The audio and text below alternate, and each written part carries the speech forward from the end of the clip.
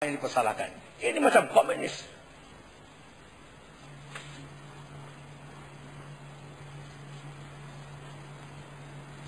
Kemudian di hujung ucapan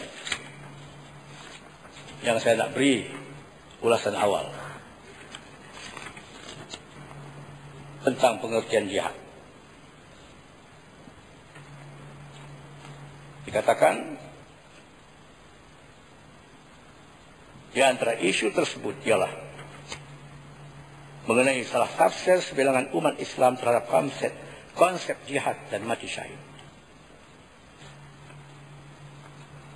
Kalimat jihad sering dikaitkan dengan unsur-unsur yang berbentuk kekerasan, keganasan, dan pertumpahan darah semata-mata. Siapa yang mentafsirkan jihad begitu?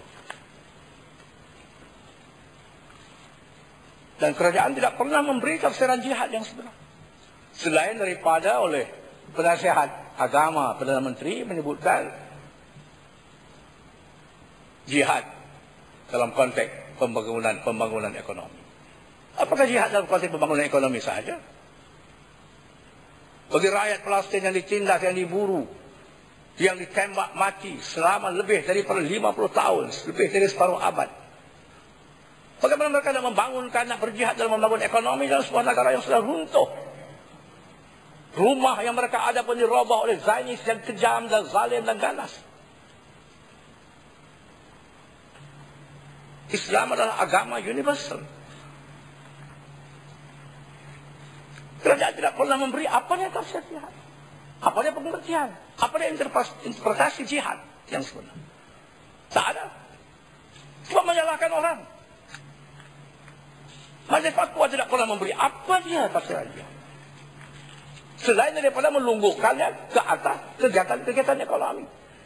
Apakah seluruh hidup manusia ini hanya berpusat pada ekonomi? Apa manusia ini manusia ekonomi saja? Kalau itulah tafsiran kerajaan, sama dengan tafsiran Karl Marx. Dia melihat seluruh kegiatan manusia adalah ekonomi. Setelah itu ada orang yang dahulunya memuja Karl Marx. Setiap hari mati ulang tahun kematian Karl Marx, dikunjunginya di London, dikubur Karl Marx, dan membaca manifesto Karl Marx. Sekarang kononnya meninggalkan Karl Marx, Marxism, dan kononnya berpegang pada Islam, tapi melancarkan satu gerakan anti hadis, anti sebuah institusi yang teragung dalam Islam. Dan dia orang UMNO, anggota UMNO, ahli UMNO. Dan dia berbangga karena kegiatan dia dalam kegiatan anti hadis ini, kerana dia mendapat perlindungan daripada orang nombor satu dalam negara. Itu dakwaan dia, dalam ucapan dia, dalam masyarakat agung, kumpulan dia. Ya, ada yang dia rantau panjang. Bagi jalan ya, silakan. Sementara tadi Muhammad ada sebut ada anggota UMNO yang mengerti pahaman komunis, yang satu masa dulu telah menerima anugerah bintang berkalmak, yang kalmak. Bolehkah Muhammad beri penjelasan sedikit nama dan kedudukan mereka itulah UMNO sekarang? Kerana saya percaya ramai adik-adik kita di atas pegawai kerajaan tidak mengetahui secara umum. Kalau boleh detail nama dan apa yang dalam UMNO itu, baru kita boleh buat penjelasan seterusnya kepada rakyat. Namanya tidak asing lagi. Itu Qasim Ahmad. Dulunya Marxis, pendukung kuat, hardcore Marxis. Ahli UMNO, saya tidak tahu kedudukan dalam UMNO.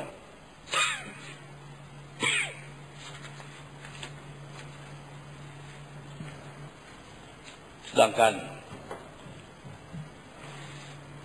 pembangunan ekonomi hanya satu juz'u, satu aspek daripada jihad. Ya, jeli dewi, Muhammad, jeli. Ya, bagi jalan. Ya, silakan. Ya, silakan.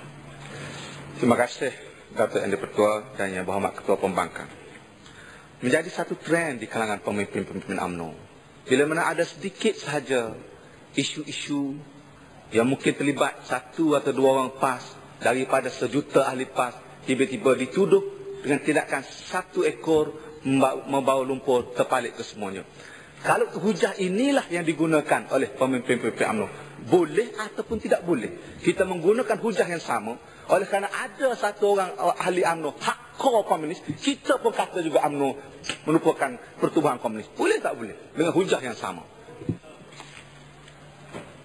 Kita tidak keringan idea seperti pemimpin-pemimpin UMNO. Banyak isu-isu lain yang boleh kita hadapkan pada UMNO. Kita menyeru seluruh rakyat supaya kembali kepada tuntutan jihad yang sebenar. Seorang ulama Islam yang boleh dikatakan mu'tabar dan dihormati, yaitu Al-Imam Ibnul Qayyim rahimahullah, telah menghuraikan konsep jihad ini dan membahagikannya kepada 4 kategori. Dan tiap-tiap kategori itu mempunyai martabat atau susunan-susunan. Yang pertama dikatakannya ialah jihad menentang nafsu. Termasuk dalam jihad menentang nafsu ini ialah menimba ilmu, mencari ilmu, mempelajari ilmu, terutamanya ilmu mengenai syariat Allah yang boleh mendekatkan seseorang itu kepada Allah, menerokai alam ini dan memakmurkannya sebagai lambang pengabdian kepada Allah Subhanahu wa taala. Itu aspek mewujudkan universiti, satu aspek daripada tuntutan jihad melawan nafsu. Mengikut huraian Ibnu Qayyim, ada jihad melawan syaitan. Syaitan menghasut manusia terengkar kepada Allah. Syaitan menghasut manusia supaya mengikut peruntunan nafsu. Kita mesti berjihad melawan syaitan. Dengan apa? Dengan ilmu, dengan keyakinan.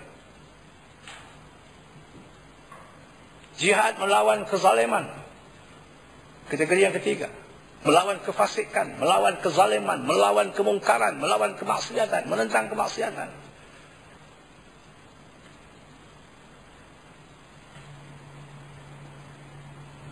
Ini juga sebahagian daripada pengertian jihad dan cabang jihad dan kategori jihad. Dan terakhir, jihad melawan musuh-musuh negara Islam.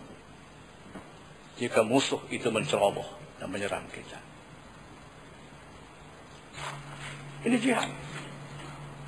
Punya skop yang sangat luas. Kalau kerajaan meminta rakyat jangan menyempitkan skop jihad, kerajaan juga jangan menyempitkan skop jihad.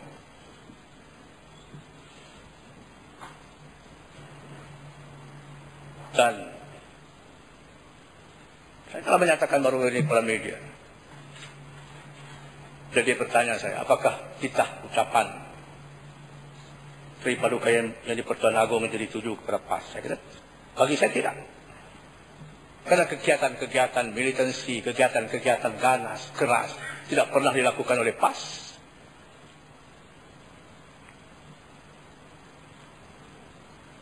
Kalau melihat pada keganasan polis yang dilakukan ke atas PAS, menceroboh masuk dalam premis PAS, memecah tingkap, memijak orang tua-tua yang berlaku di Bali.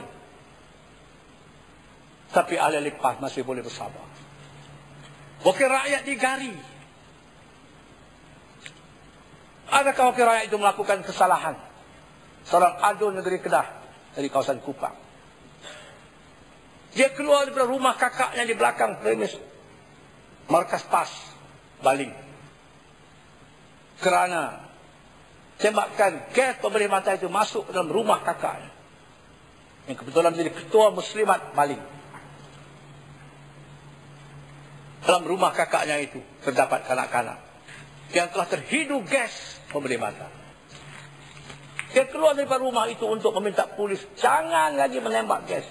Dia ditangkap, sebelum ditangkap dan digari. Inikah tindakan polis? Inikah etika polis? Mana menteri ini? Ya, larut di. Larut, Dia tak bagi jalan. Ada nak bagi? Saya menghormati banyak Muhammad tak bagi. anggota polis, tak bagi. Oh, dia tak bagi.